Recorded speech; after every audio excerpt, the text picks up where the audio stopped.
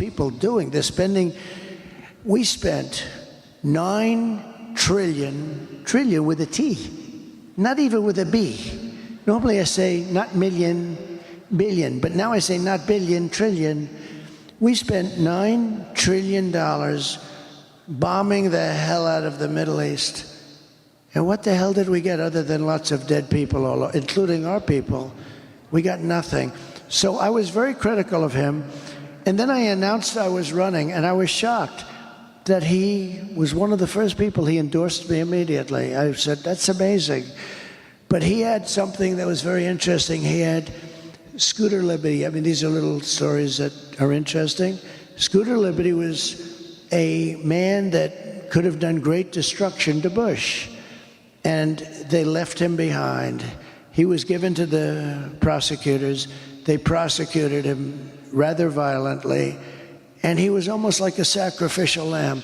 And as somebody that knows a lot about what's happening, I said, you know, if I were ever president, I'd do something with that guy. That guy got treated very badly, Scooter Libby.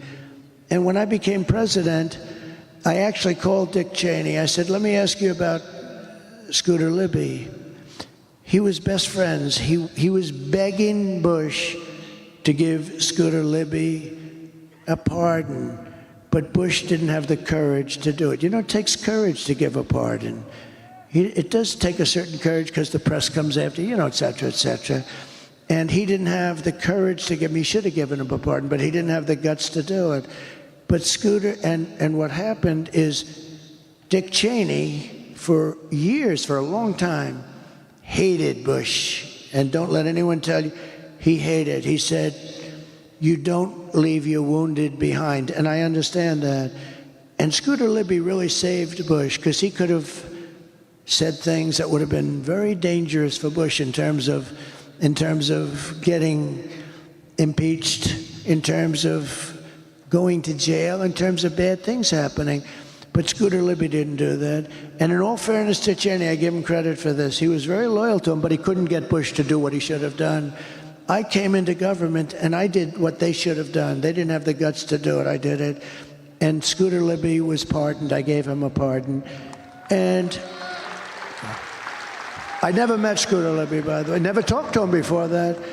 And I got a call from Scooter Libby after I did that. And he broke down in tears, thanking me so much. And then Cheney called me, and he said, that was so incredible what you did for Scooter Libby, because he was really on Scooter Libby's. Scooter Libby took a lot of heat and took all of it and didn't say anything bad about Bush or Cheney or anything else. Could have done it, I know, because you have guys that do that, and you have guys that lie, which is worse, right? But you have guys that do that. But he was very loyal to them, and he suffered greatly. I released him. Cheney called me. He said, it's one of the nicest things I've ever seen done in politics. I said, look, I've heard for years he was treated unfairly. I've heard for years that Bush should have given him a pardon. All I did is do something that somebody else should have done. And Cheney was so, he said, I really want to thank you. He said, now I'm so glad that I actually endorsed you. It's amazing, but that you would do this. And I didn't speak to him about it. But then, go a couple of years forward or go now, and I don't blame him for sticking with his daughter, but his daughter is a very dumb individual, very dumb. She's a radical war hawk. Let's put her with a rifle standing there with 9 barrels shooting at her, okay? Let's see how she feels about it. When the guns are trained on her face. They're all war hawks when they're sitting in Washington in a nice building saying, oh, gee, let's send 10,000 troops right into the mouth of the enemy. But she's a stupid person. And I used to I'd have meetings with a lot of people, and she always wanted to go to war with people. So whether it's her, whether it's Dick, I was surprised a little bit with Dick Cheney. I didn't know him at all. I only had essentially the 1 or 2 phone calls, and it was only a call saying, thank you very much for doing that for Scooter Libby. That was nice. And Scooter Libby, by the way, was beyond that. He couldn't believe that it happened. Nobody would do it. They should have done that for him years before. But I was a little surprised because I actually thought that Dick Cheney would go with me over his daughter, and he didn't. And you know what? I understand it. It's your daughter, and you go. But she's a bad person. One other thing, they had the J6 committee, and I say this for the fake news back there. They learned a lot of phony things, like that I took on, when I was in the car, take me to the Capitol, I said, according to this young lady. And then they said, sure, we won't do that. Well, number one, if I said it, they do it. But I had two people, Secret Service guys, both extremely rough guys. One was like a karate champion, one was a weightlifter. She said, I grabbed the one by the neck, and when I was rebuffed, I went over to the other one, and I grabbed him in a chokehold or something. And actually, no, but how ridiculous, okay? Just not my thing. You would know. Hey, we can be tough, but it's not my thing. I wouldn't do it.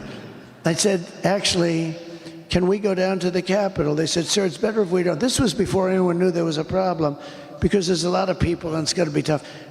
Probably not. And you know, we had more people than I've ever seen up at the ellipse, up on top. And a small group went down to the Capitol. But I said, can you take? They said, sir, it's really a little bit tough. I said, that's okay. Whatever you think is, that's. She had me grabbing the one around the neck and being rebuffed. And then I grabbed the other one. And these are, I know them both very well. Bobby. I know Bobby wins, Bobby. And they're good. And they're good guys, too, but they're tough guys. I think they probably could have rebuffed me. I'm a little bit older. But friends of mine love the story. They said, leave the story. You sound like the toughest dude around. It's a great story. But it was totally made up. It was all made up. But here's the end result. The J6 committee, they call it the J6 Select Committee, like select. They're not select, they're scum. So what happens, take a look at them. They're all political hacks. But here's the thing that bothers me. They found out all this stuff was untrue. They found out her story was untrue. The two guys in the cars testified. It's ridiculous, they said. It is ridiculous. Can you imagine? They also, I think, said it was the Beast, and it wasn't. It was one of the other ones. But you can't even get your hands through. But to think that I would be taking on two nice young guys simultaneously. All right, Sam, I'm ripping one and ripping the other. They're crazy. And then I went back to the White House, which I love, and I started throwing hamburgers all over the place. Okay. Finish the story is this. What happened is terrible. They went a year and a half, and Kevin McCarthy, who's a very nice man, he made a mistake because we wanted Jim Banks and Jim Jordan on the committee, and so there'd be like 8 to 7 or something. And called me on this. He said they didn't want Jim Jordan. He's a fighter. They didn't want Jim Banks. He's a fighter. And so Kevin said, we don't want anybody on the committee. We think this committee's a sham. And I understood that was good for a day, but for the 2.5 years, we had nobody to fight for us. In other words, we had a committee. You know who was representing us on the committee? Crying Adam Kinzinger and Liz, the moron Cheney. That was who was on the committee. So these were the two Republicans. Kinzinger, who was a total whack job, and Cheney, who was worse than him. This was so they talk about it was a bipartisan, they call it a bipartisan commission. And I think I'd never liked the idea of not, because even if you didn't have Jim Jordan, who's very good, and Jim Banks, we have a lot of great people that would have been good, and they would have, they would have mixed it up. End result, like they finished their report, they burned and destroyed and deleted everything. Everything. And nobody, and you know why? Because they found out that Nancy Pelosi, it was her fault. She didn't put the security. I offered 10,000 National Guard or military. They found out it was Nancy Pelosi. They found out that the stories about me attacking two very tough guys that are slightly younger than me, just a few years. That wasn't true. They found out that much of it wasn't true, and they were very embarrassed. So the Unselect Committee, I call it the Unselect Committee, which I always thought was a great name because it was a select, I call it the Unselect Committee of Political Thugs. What happened is, think of it, end of the story, they deleted and destroyed all evidence, all documents. There's nothing. And the reason they did it is because they were guilty as hell. It's the greatest cover-up. And the fake news back there will not cover it. They've never even, I think, done a story. In other words, when you go into court, we want that information. There is no information. It's been destroyed. Everything's been destroyed. We have a very crooked government. Remember that. And we're going to straighten it out, and we're going to make it an honest government. So I have to ask you about the pardons. I keep hearing you're considering pardoning Hunter Biden. Is that true? And if so, why? No, I mean, I've never... look, I don't like the idea of what's happening. I don't like it at all.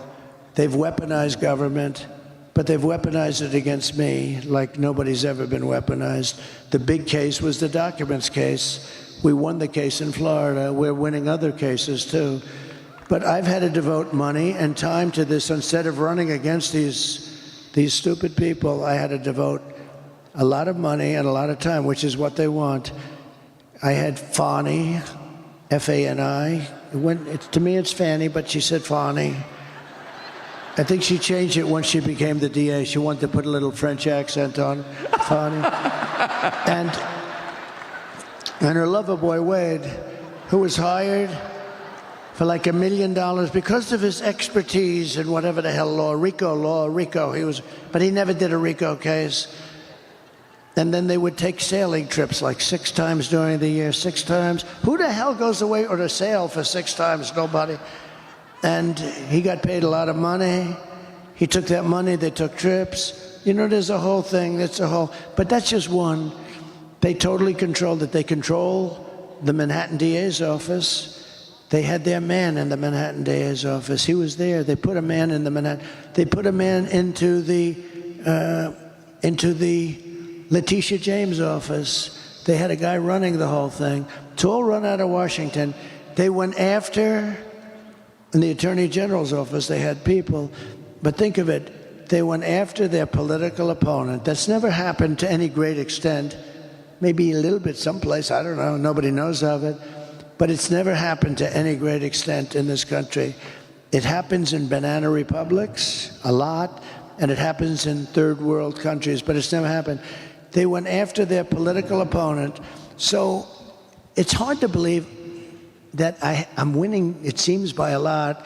If they don't cheat too much, you know, we found a lot of things over the last 3 days. You've seen that. We found a lot of votes, and in a certain county, in York County, Lancaster County, you know, we found a lot of bad votes. There were 2,600 votes that happened to be written by the same pen, same hand, same signature, same everything. Maybe there's an explanation for that. 2,600 votes. But we found a lot of stuff, but we're seeing to work it out. But think of it. It's hard to believe that I'm winning the election by a lot. Now, we got to keep the cheating down. We got to keep their cheating. I love you too, darling. Thank you. We got to keep their cheating down. But think of this. With all I've been through, with these animals coming and what they've done to this country, how they've hurt this country between the borders and between the weaponization. And think of it. I'm leading by a lot. I'm leading in every single swing state with all of the stuff they've done, where I've spent millions of dollars. I've spent millions of dollars on legal fees. Half of my time is taken up by this. They can campaign. Half of my time is taken up. And they're the dishonest ones. They flip it. They're the dishonest ones.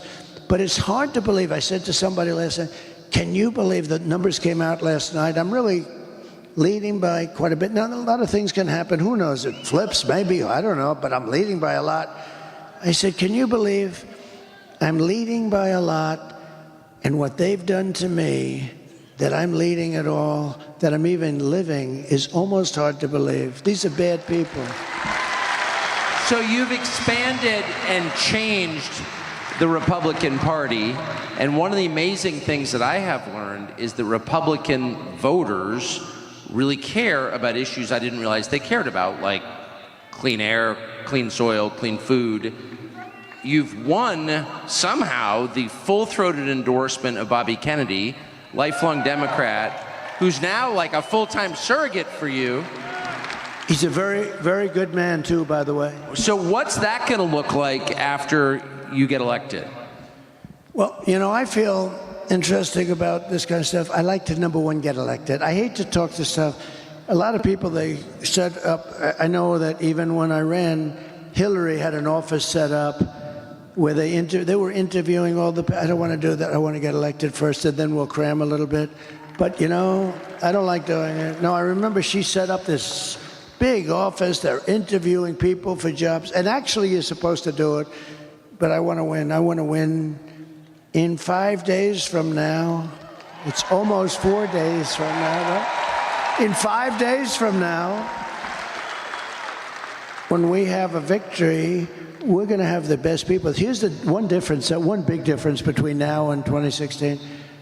I know Washington and the people through testing, real testing, better than probably any human being that's ever hired people. So I went from not knowing anybody and having to rely on, in all fairness, Mike Pence and many other people. I had Mike Pence, and I had others, and they would recommend people. Sloppy Chris Christie recommended some people. And I wouldn't have used him had I known. But you rely on people. And by the way, you know, I hate talking about this because we had mostly great people. Think of it. We had the greatest economy in the history of our country. We rebuilt the entire U.S. military. We defeated ISIS, and we had no wars. We cut more regulations than anybody in the history of the country times 5. And, you know, but we had the best economy in the history of our country. I took in billions and billions of dollars in taxes and tariffs from China. I mean, we had an unbelievably successful administration. We were energy independent. We didn't need anybody's energy. We had so much oil, we didn't know what to do with it. And now take a look. 4 years ago, we were energy independent. Think of it. And today we're taking tar from Venezuela. You know, they don't really have oil, they have tar. You have to heat the hell out of it. It costs you more to heat it than it does to sell it. But we are going to Venezuela. Think of it. Venezuela was like the enemy. We are now giving, you know, I got a kick a month ago, you saw it. They foreclosed on his plane, but they give him billions of dollars. I said, that's okay. He's going to buy a much better plane with the money we give him, right? But we go to Venezuela for oil. We were energy independent. We have more liquid gold, that's oil and gas, under our feet than Saudi Arabia, than Russia. And we were going to be not only energy independent, within 6 months, we were going to be energy dominant. We started off at number 4. And when I left, 4 years later, we were number 1. We were much better and bigger than Russia or Saudi Arabia. Think of that. But we were going to be triple the size of both. And we were going to supply it to Europe. We were going to supply it to Asia. All over the world we were going to supply. We would have made a fortune. But then we had a little mishap with the election where I got more votes than any sitting president in the history of our country. You do know that. More than any sitting president. The only one that supposedly got more votes, and I wouldn't believe it, was Sleepy Joe Biden, who campaigned brilliantly from his basement. People had no interest in this guy, but he got more votes than anybody in the history of the United States of America. So anyway, so bad things happened. But we had something going that nobody had. I mean, we had an unbelievably successful administration, but I also put in some people that, in retrospect, I wouldn't have used. But I had to rely on other people for recommendations. Now, I know everybody. I know the dumb ones, the smart ones, the weak ones, the strong ones. I think I know everybody, and I've got people that I think will be great. With that being said, you pick people, and sometimes they disappoint you. Everybody knows that.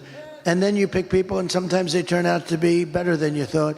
But for the most part, I tell you what, I think we have some incredible people in Washington. We really do. We have some great people, and I now know, I believe, for the most part, I know who those people are. Do you think Bobby Kennedy and Elon Musk will be influential figures, without being specific about what those roles will be, in your administration? Yeah, I do. I think so.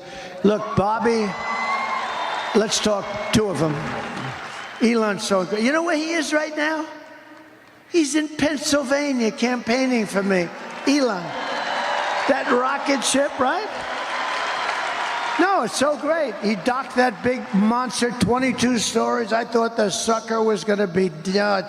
It's a very crazy story. I mean, I saw it coming in on television. I was talking to I told the story tonight, but I thought it was I'm talking to this very important guy, not as important as Tucker, but important. A big shot. Somebody everybody would know. Talking to him, I'm bored, stiff. He's a boring guy. Oh, who is he? So anyway, no, I'm talking to this very big shot, important guy, and I have the television muted. This thing's going on. The whole thing was really boring. Then I see this monster thing coming down. I see fire all over, fire left, right, and I'm looking. I'm saying, "Hey, could you hold it a minute?" Yeah, sure. I said, yeah, I just want to see something. I put the phone down. I sort of forgot, and I didn't pick him up for like 50 minutes, and 5-0. And you know what? Because of the fact that I was president, and I very well might be president again, he held on the whole time. Can you believe it? But it's true. I pick the phone up. I say, oh, shit, the phone. Hello? Hello? He goes, hello? The poor guy. But I had to see this. And I turn it on. I see it. Now, you have to understand, it left. I saw it leave, and it was beautiful white paint. Now it's coming down, and it's just dark brown. It's coming down at 10,000 miles an hour or something. I think it's 10,000. It's coming down at levels of speed that nobody ever even conceived of. And it's all burned, and it's rough. But it's coming, and now it's turned around. It turns around. And you have the gantry, the big, beautiful gantry. And it's coming, and it's going to, I say, oh, it's going to crash, because you see at that bottom, this section right here, that sucker's, oh, I'm going, come on, baby. Come on. And I didn't know, actually, if I'm watching a science fiction movie or am I watching the news. I didn't know what the hell I'm watching. But I see this thing coming down, and all of a sudden it's going into the steel, the big steel gantry up here. It goes, the thing's like 20 stories tall, too. It's going to crash. I said, oh, shit, it's going to crash. Coming down. And the lower section, right, it's coming right, it's ready. And then all of a sudden, whoa, fire, flames come pouring out of the lower section. It's jets. And they're pushing it over right here. And then it comes down. And I'm saying, I mean, is that the coolest thing you've ever seen, right? Is that the coolest? If you don't think I want a guy like that working for us, so, we've got to cherish our brilliant people. They don't treat him right. We've got to cherish our brilliant people, because we don't have too many of them. Nobody does. Nobody does. So, talk Elon first. Elon wants to, by the way, I'm having a great time up here. Are you having a good time? This guy. Is he the greatest interviewer? He asked me one little question. I talked for 20 minutes, and And they're going to say he's better than Larry King at his prime, right? It's an easy job. Is that the greatest? You're an easy interview. He is great at what he does. There's few like him, I will tell you that. So with Elon, here's a theory, and he's right, that there's unbelievable waste and fraud. Like, I saved much more than $1 billion when I came into the White House in one day when I said I'm not going to pay that much to Boeing for Air Force One. And they ended up taking much more than $1 billion off the price. It took about a couple of weeks, saying I'm not buying it. No, I don't want it. But there's a plane that you're saving much more than $1 billion. And you've got thousands of things like that. Not as much, and in some cases much more. They're building an aircraft carrier, the Gerald Ford. The thing came in like at $20 billion for a boat, $20 billion. And it doesn't work because they decided to use electric catapults that throws the planes off instead of steam. They decided to go electric. Why are they people that going all electric? By the way, I'd end the electric mandate on cars day one. You should have electric, but you got to have gasoline, you got to have everything. That'll come off on day one. Many things will be done on day one. Your head will spin when you see what's going to happen, the stupidity. But what I like about Elon, Elon's a great cost cutter. And Elon thinks he can cut the costs of our government by $2 trillion. Think of it. That's the entire deficit, because it's now at a level. By the way, we have the biggest deficit we've ever had under this stupid group of people. But he thinks he can cut $2 trillion without affecting anybody, just through. And I think he can do that. I do. I believe that. And that's really what he wants to do. He doesn't want to work. He doesn't want to become a secretary of something. I'd love to have him, to be honest with you.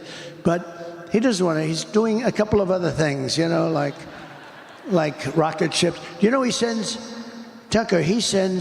92% of the rockets that go up are his rockets. Think of that. Russia, China, and us, 92% are him. And he's the only one. I asked him, I said, are you the only one that can do that? He's the only one that can land it like that. And he said it'll be years before they can do it. He's a great guy. He wants to cut costs. That's what he wants to do. He wants to save the country. He said that if Trump doesn't get elected, the country is finished because, he understands me. And I understand. I got to know him a little bit in the White House, but much more so over the last few months. He endorsed me. He gave me an endorsement that was so beautiful. He said, if Trump doesn't win, I think this country is finished. He's worried about the country. He's worried about it. He thinks he can save $2 trillion, in which case we don't have a deficit. The whole thing would be $2 trillion a year, by the way, a year. And I will definitely. Now, Bobby is great. The only thing I'm a little bit worried about with Bobby, so I want him to work on health, and I think there's nobody like him. I think he's right with so much of the things he's talking about, because, we're not a healthy country. If you look at some of the countries in Europe, they're much more healthy than us. We're a rich country. We got to get rid of a little debt, but that's okay. We've typically been very good at that. I've been very proficient at that. I've had it both ways. I've had a lot of debt, and I've had very little debt. And as you get older, having very little debt is much better, believe me. But you know what?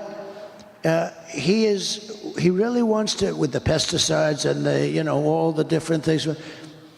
I said he can do it. He can do anything he wants. He wants to look at the vaccines. He wants everything. I think it's great. The only thing I say to Bobby is, leave the liquid gold under our feet alone. We want to have a little gasoline. Because you know what I'm going to do? We're going to unleash much of that. And we're going to, Germany tried to go all green and they almost destroyed their country.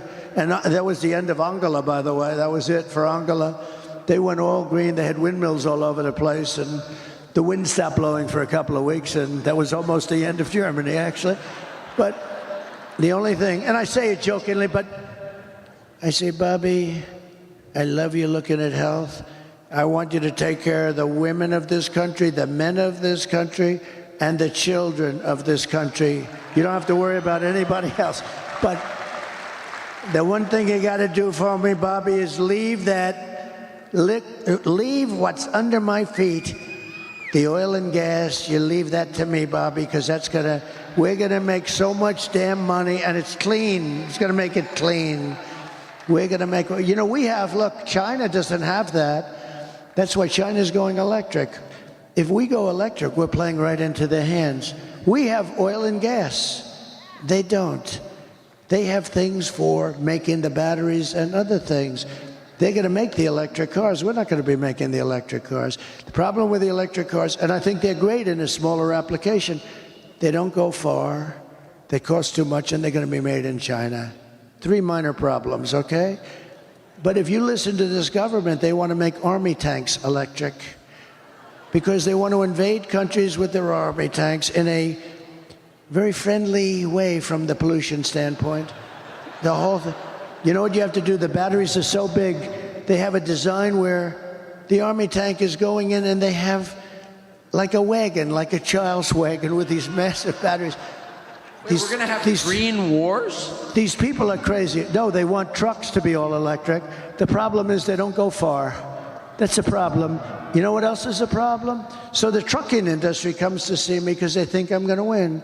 And they come in to see me, and these guys come in, and they're great guys. They've been in like Roger Penske. How good is Roger Penske? The guy's won, but he's in the trucking business too. He's won like 19 Indianapolis 5. Think of how good this guy is. Japan spends billions on coming up with a race car. Germany spends billions. I don't know if they've ever won, maybe 1 or 2. Roger Penske is an incredible guy. He won 19 Indianapolis 500s. It might even be 20. That was 2 years ago. I gave him the Presidential Medal of Freedom because I said he deserves it. After the 19th, I said he deserves it. But the truckers came in to see me. They say, sir, they want us to go all electric and it'll destroy the industry. Why? Because a truck is 2.5 times heavier if it's run by a battery. I said, that's not good. I don't like that. What does that do to the bridge? He said, how did you pick it up so fast, sir? Every bridge in the United States would have to be rebuilt. Every roadway would have, because they're not set for that kind of weight. Little problem. They don't go far, right? They only go, I said, how many times would you, New York to LA, how many times would you have to stop? 6 times, sir, 6. How many times would you have to stop if you loaded up with diesel fuel? We wouldn't have to stop at all, and we can come back a little bit of a ways, too.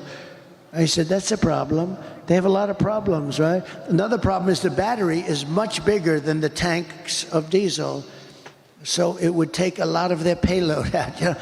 I said, have you explained this to the government? Yes. What do they say? We don't care. We want all electric. I mean, these are problems that fairly short-term are absolutely insurmountable, but the government is pushing them anyway. So we have to bring common sense back to our country. We have to have borders. We have to have fair elections.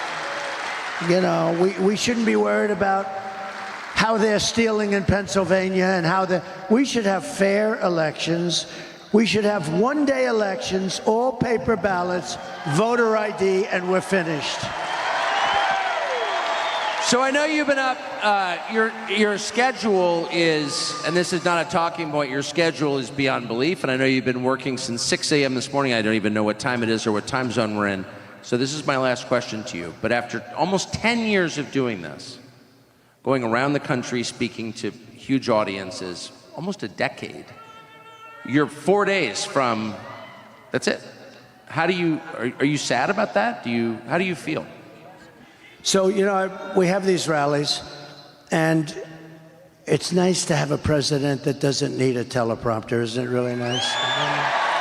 And because you can't have successful rallies if you're reading, they were,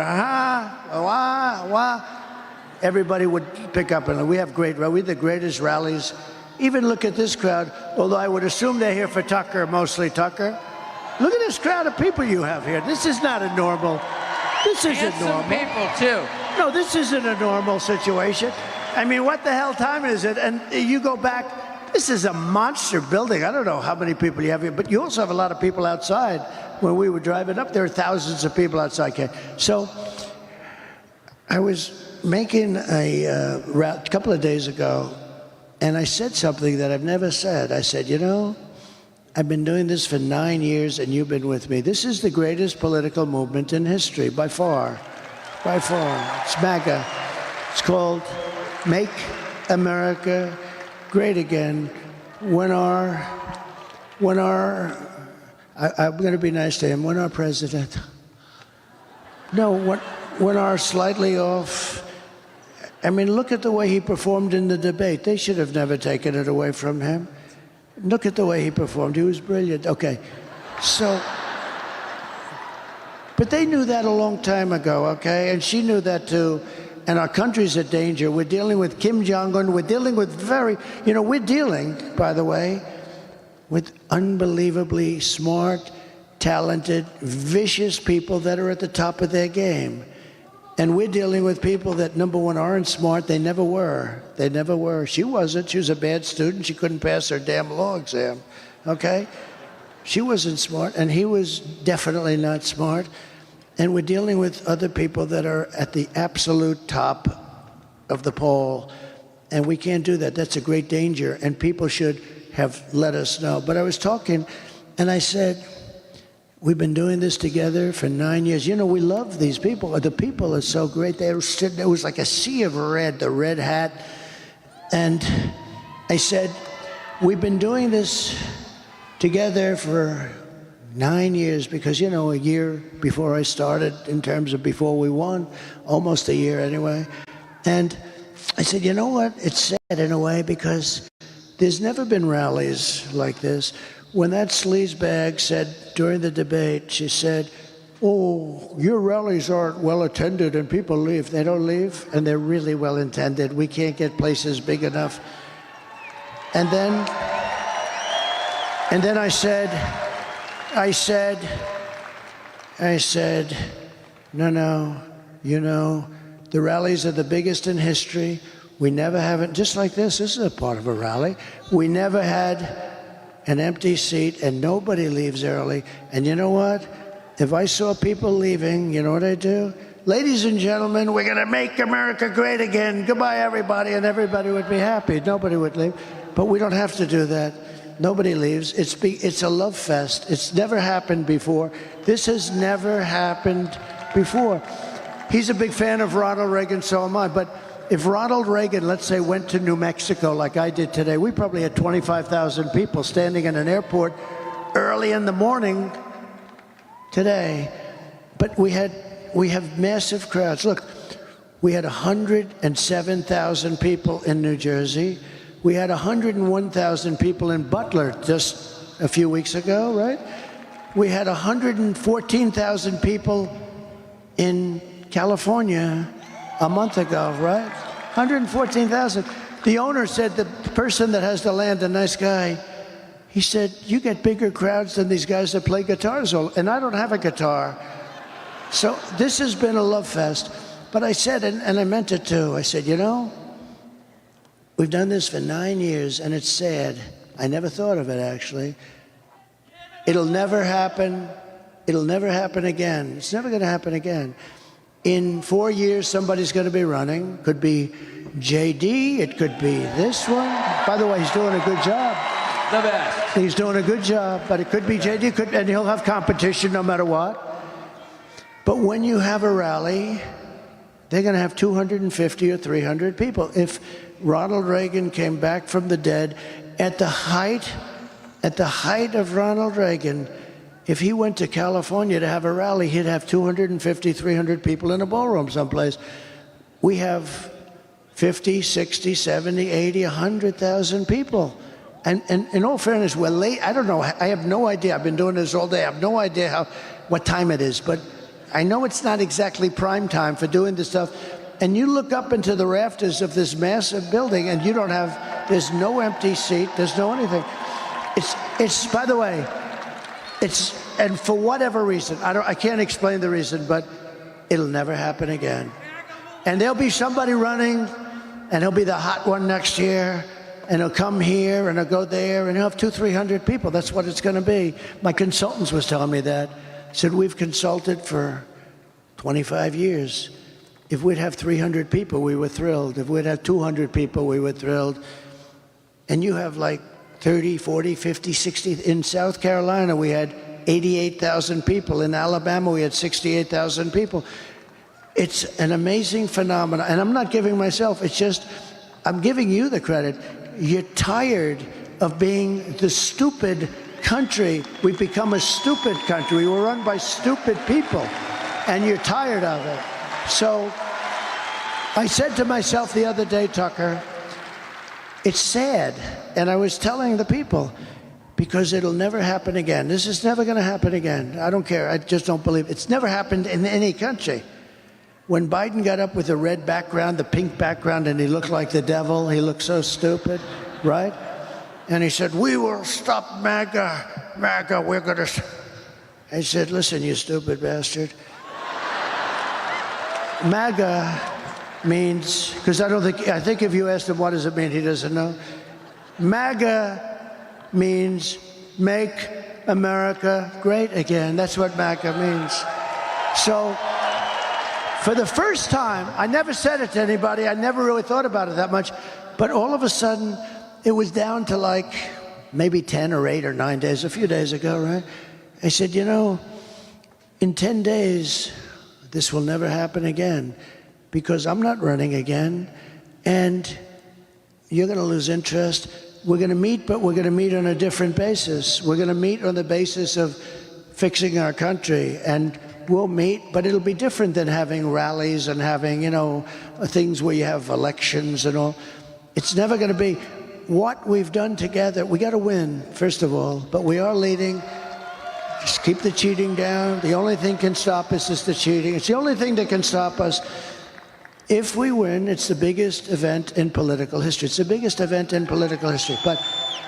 And there's something, and it's going to be the most important. I believe that the next election is the most important election in the history of the country. I really believe that. The one that's coming up in 4 days. But I said to myself, it's sad. I told the people. Some people were in the road, they're crying. They go, we have people that have gone to 200 and 250 rallies. We have the beautiful ladies of North Carolina. We have the front row Joes. I mean, we have people that have gone to hundreds of rallies. I said, this will never happen again. I don't believe it will. I don't think it'll ever happen again. And we'll get together, but it'll be different. We're going to get together and we're going to make America great again. We're going to fix our country. We're going to have strong borders and we're going to have fair elections and hopefully we'll get a fair press eventually because that's a very important element. You need a fair press. He and I understand the press because you give them a story, you know exactly everything that happened, and they'll write it the opposite, like the exact opposite. They'll write it to actually hurt you. It's hard to believe. That's the other thing. You wonder, why do they do that? It's so bad. And they've lost such credibility. You know, when I first came to politics, the news, the press, had a 92% approval rating. Yesterday, it hit 14%. And I'm actually very proud of that because I've exposed them for being a total fraud. They're a fraud. But hopefully they won't be a fraud for long. Hopefully that'll straighten out because that's a very important, the press, a free press, a real press is a very important part of greatness, of making a country great. They're almost like, they're glue that keeps it together, but they're also like, in a way, a police force that keeps it honest. But they're so dishonest that they have no credibility. Think of it. 60 Minutes asks her a question. And you know, I brought a lawsuit on this today. You saw that. 60 Minutes, because it's so wrong. She gives an answer that only a moron would give. You can give bad answers, but this was an answer that a person who is not a smart person, a person who got the lowest score, perhaps in the history of the bar exams, okay? You know, she failed the bar exam, okay? But this is a person, this is a very low IQ individual. This is the answer of a very low IQ individual. And by the way, I think everybody that runs for president or vice president should have cognitive tests. They should have testing because, you know, and I don't mean by age. Because, you know, some of the greatest leaders in the world were in their 80s, in the 80 period, because there is an experience thing and other things. Some of the greatest leaders in history, you look back, and I know many people that are in their 80s that are, I know one person from 80 to 90 made billions of dollars, and he was a failure for his whole life. And you know him, I'll tell you who it is later. But he was a failure for his whole life. But I said to myself, it's sad that in a way, this whole great thing that we've built is never going to happen again. But what is going to happen again is we're going to turn our country around, we're going to make it great, and we're going to be so proud of ourselves because we have to save our country. Our country is going bad. We're a failing nation. We are, as I say, we are a nation in decline. We are a nation in very serious decline. And look at what these stupid people have done. They've allowed Russia, China, Iran, North Korea, and others to get together in a group. This is impossible to think. When I was a young guy, I always loved the whole thing, the concept of the history and all of the things that can happen. The one thing, and I had a professor at the Wharton School of Finance, but we had history classes also. He said, the one thing you never want to happen is you never want Russia and China uniting. We united them because of the oil. We united them. Biden united them. It's a shame. The stupidity of what they've done. Well, I'm going to have to ununite them, and I think I can do that too. I have to ununite them. But early on, I've read, and you've learned, you never want Russia and China, and they're natural enemies because Russia has massive land and China needs it. Okay?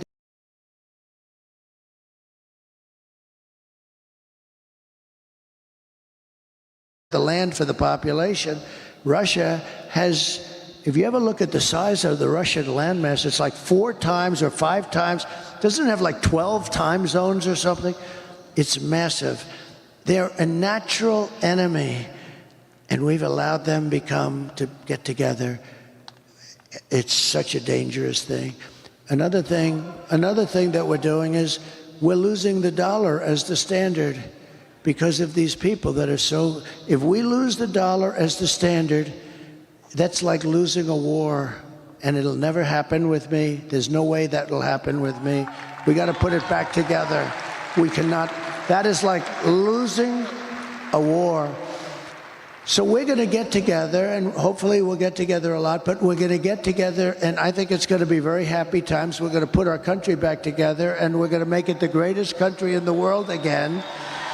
And you're going to be very proud of all these rallies that we had.